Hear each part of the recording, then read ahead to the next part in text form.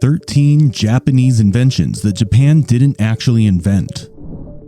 The bullet train, the capsule hotel, instant noodles, these are the holy trinity of Japanese genius. At least, that's what most people believe. Because here's something shocking. Japan didn't actually invent any of them from scratch. In fact, many of the things we call Japanese inventions were originally ideas from Germany, China, Portugal, Scotland, Britain, or America. So does that mean Japan is just really good at copying? Not exactly. Because Japan's real superpower isn't inventing the future, it's something harder. Taking someone else's unfinished idea and turning it into perfection. They don't take a 0 and create a 1. They take a 1 and turn it into 100. And once you understand this strategy, you'll realize that Japan may be one of history's greatest refiners of ideas. Let's begin. 1. The bullet train wasn't the first fast train. When people hear high-speed rail, one name immediately comes to mind: the Shinkansen, Japan's legendary bullet train.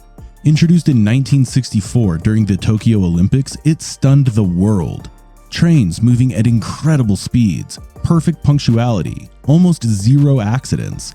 To this day, it's considered one of humanity's engineering masterpieces.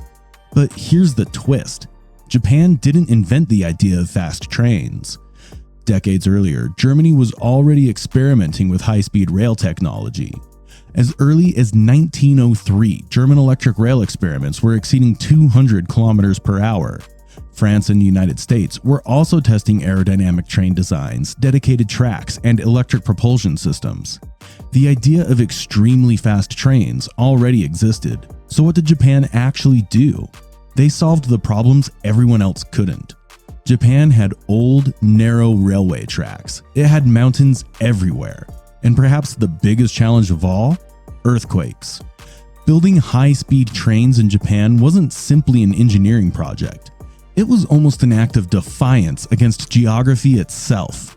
Japanese engineers redesigned tracks, developed highly precise bogies, improved aerodynamics, and created advanced seismic detection systems capable of stopping trains within seconds. The result? The world's first truly practical, safe, and commercially successful high-speed rail network. They didn't invent fast trains, they made fast trains work. And that's a very Japanese thing to do. 2. The capsule hotel wasn't a Japanese idea either. If aliens landed on Earth and asked for one thing that represents futuristic Japan, many people would probably take them to a capsule hotel. Tiny sleeping pods, minimalist design, rows of glowing capsules stacked like something from a science fiction movie. It feels uniquely Japanese. Except the core idea existed long before Japan. The roots go back to Western architectural experiments. Russian constructivist architects imagined modular living spaces decades earlier. Military barracks had stacked sleeping units. Prisons used efficient bunk systems. Even futuristic urban planners in Europe and America were exploring compact, pod-like living arrangements during the 1960s and 70s. Then came architect Kisho Kurokawa. He looked at these concepts and saw opportunity. Japan's cities were becoming crowded. Thousands of salarymen missed the last train home every night. Hotels were expensive. Space was limited. So in 1979, Capsule in Osaka opened, and suddenly an old idea transformed into something completely new. The pods became sleek. The aesthetics became futuristic. Communal baths added comfort. Minimalism became an experience rather than a compromise. Kurokawa didn't invent sleeping in small spaces. He rebranded efficiency into something desirable. Today, capsule hotels exist from London to Singapore, but people still think of them as purely Japanese. That's the power of refinement and branding. 3. Instant noodles have Chinese roots. Let's talk about one of humanity's greatest inventions: instant noodles. The food that has saved students, office workers, travelers, and broke people around the world. Most people associate instant noodles with Japan, and rightly so. Momofuku Ando launched chicken ramen in 1958 and later created cup noodles. His products transformed global eating habits. But noodles themselves? They're ancient Chinese inventions. China had noodles thousands of years ago. Various Asian cultures had dried and preserved noodle dishes long before modern Japan existed. What Ando created wasn't noodles, he created a system. After World War II, Japan was struggling with food shortages. People needed something cheap, quick, and easy to prepare. Ando spent months experimenting in a backyard shed. Then he discovered flash frying. By frying noodles and removing moisture, he created something revolutionary, a product that could last for months and become ready in minutes. The concept exploded. Factories scaled production. Packaging became iconic. Cup noodles entered global markets. Today, billions of servings are consumed every year. Japan didn't invent noodles, they industrialized convenience.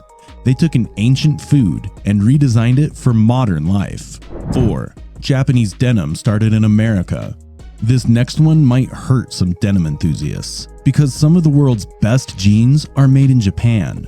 Collectors pay hundreds, sometimes thousands of dollars for Japanese selvage denim. Fashion purists worship brands from Okayama. Many even claim Japanese denim is better than American denim. Ironically, Japanese denim exists because of America. After World War II, American military personnel and imported goods introduced Japan to Levi's jeans. Young Japanese became obsessed. The fabric, the fading, the ruggedness, everything. Instead of simply wearing them, Japanese textile makers decided to study them obsessively. They analyzed thread density, indigo chemistry, weaving techniques, aging patterns. They hunted down old shuttle looms and preserved manufacturing techniques that even America had abandoned. Some mills revived vintage methods while adding extraordinary levels of craftsmanship and precision. The result? Denim so detailed and carefully made that even American collectors began importing Japanese jeans. Think about that. A country takes your product, studies it, improves it, and then sells it back to you as a luxury item. That's not copying, that's industrial obsession. 5. Japanese whiskey was born in Scotland.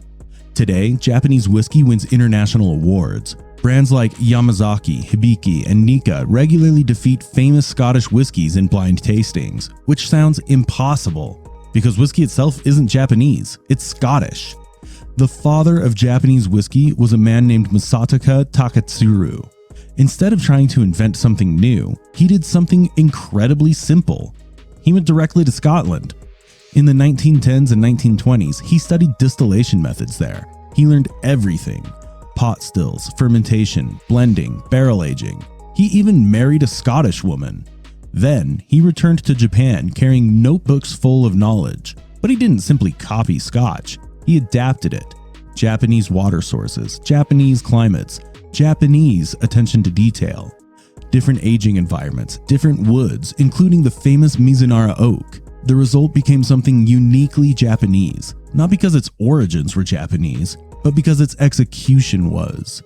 Today, Japanese whiskey is respected across the world, and it all started by learning from Scotland. 6. Ramen isn't originally Japanese.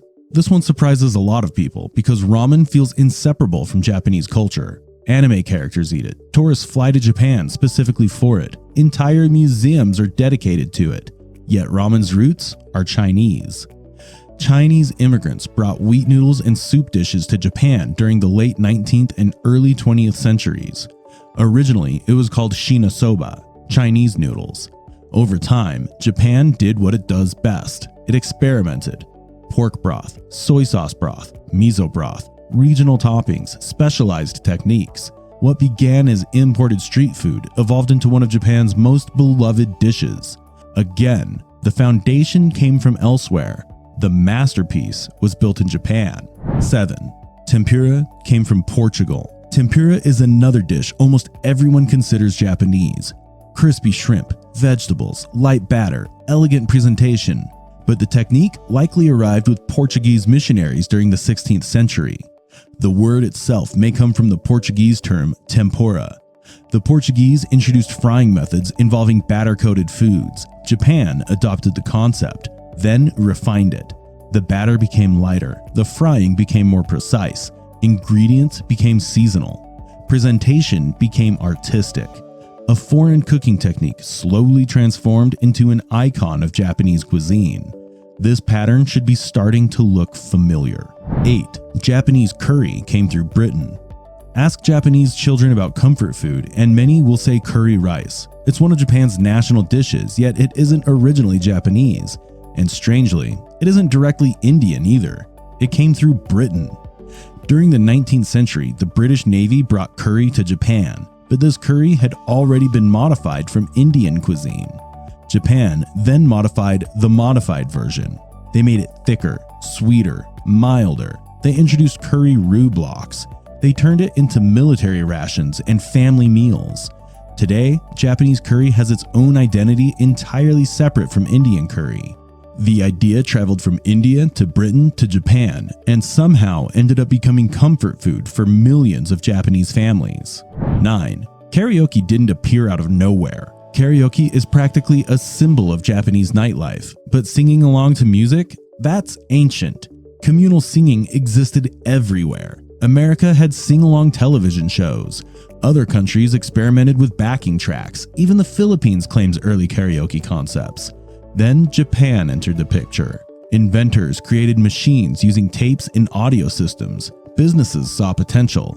Suddenly, singing wasn't just entertainment, it became a social activity. Private rooms, friends, coworkers, stress relief. Japan commercialized the experience so effectively that karaoke became a worldwide phenomenon. Again, not necessarily the first idea, just the best execution. 10. Emojis didn't begin with smartphones.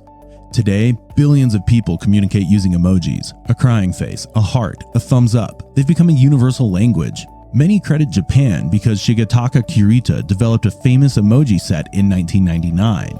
But pictograms are ancient. Even digital emoticons existed in the West decades earlier. Smiley faces, text symbols, simple icons. The idea of expressing emotion through symbols wasn't new. Japan's contribution was different. Mobile phones in Japan had limited screen space. Text was restrictive, so Japanese designers created expressive visual shortcuts. Eventually, emojis became standardized and spread worldwide. The language of tiny pictures conquered the planet. 11. Fortune cookies are surprisingly Japanese. Here's a weird one. Most people think fortune cookies are Chinese. They're served in Chinese restaurants. They're associated with Chinese culture. Yet historians believe their roots are actually Japanese. Similar fortune crackers existed in Japan during the 19th century. Japanese immigrants in America popularized versions containing fortunes. Later, Chinese-American businesses mass-produced them and made them famous. So the cookie everyone thinks is Chinese probably has Japanese roots. Sometimes cultural journeys become incredibly complicated. 12. The selfie stick was invented before smartphones. People think the selfie stick appeared with Instagram. Wrong. A Japanese inventor named Hiroshi Ueda patented an extendable camera stick back in 1983. At the time, people thought it looked ridiculous. Technology wasn't ready. Society wasn't ready. The idea almost disappeared.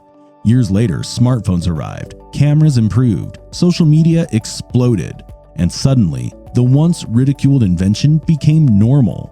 Japan once again demonstrated something interesting. Sometimes the country isn't the inventor of a trend. Sometimes it's simply early.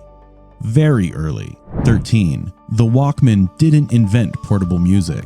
Finally, perhaps one of Japan's greatest success stories, the Sony Walkman, released in 1979. It changed human behavior forever. For the first time, millions of people carried private soundtracks in their pockets. But here's the thing, the cassette itself wasn't Japanese. It was invented by the Netherlands-based company Philips in 1963. Sony took an existing medium and completely transformed the experience. They miniaturized it, added lightweight headphones, created elegant design, and marketed it brilliantly. The Walkman became more than a device. It became a lifestyle, and later inspired everything from iPods to music streaming. Again, Japan didn't invent the foundation. They reinvented the experience.